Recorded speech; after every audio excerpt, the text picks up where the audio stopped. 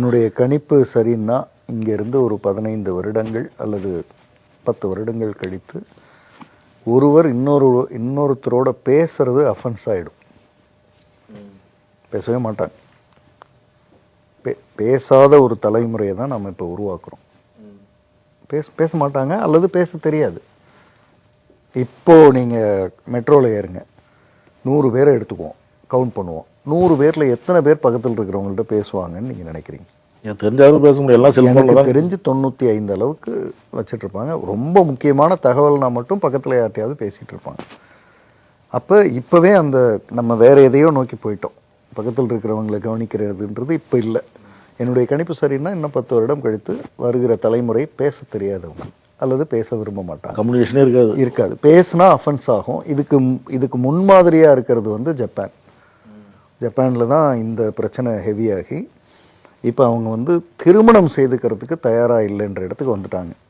இந்த ஜென்ரேஷன் ஜப்பானில் இப்போ இருக்கிற ஜென்ரேஷன் திருமணம் செய்துக்கிறத குறைக்க ஆரம்பிச்சிருக்கு. அதனால தான் கவர்மெண்ட் என்ன பண்ணுது, நீங்கள் வந்து ஒரு குழந்தை பெற்றுக்கிட்டா இது, 2வது குழந்தை பெற்றுக்கிட்டா நாங்கள் இன்னும் அரசாங்கம் ஆல்மோஸ்ட் எல்லாமே செஞ்சு சலுகை கொடுக்குறோம் அப்படின்ற இடத்துக்கு வருது. ஏன்னா திருமணத்தை என்கரேஜ் பண்ணணுன்ற நிலைமைக்கு அவங்க போயிட்டாங்க.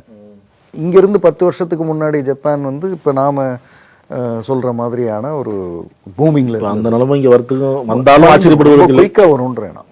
என்னுடைய கணிப்பு சரின்னா இங்கேருந்து ஒரு 10 வருடங்கள் கழித்து ஒருவர் அதாவது அடுத்த தலைமுறை நம்ம பேசுவோம், நம்ம பேசிகிட்டு இருப்போம், நம்ம தப்பிச்சிட்டோன்னு தோணுது எனக்கு.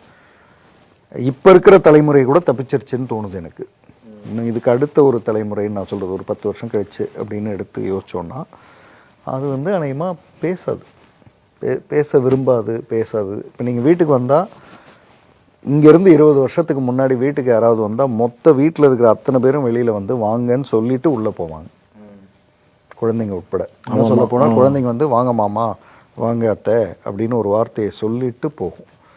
இது வந்து இப்போ இருக்கிற வீடுகளில் எத்தனை அவ படிச்சுட்டு இருக்கா, கொஞ்சம் எக்ஸாமு அப்படின்னு தானே நம்மளே தானே பேசுகிறோம், நம்மளே பிளாக் பண்ணுறோம்.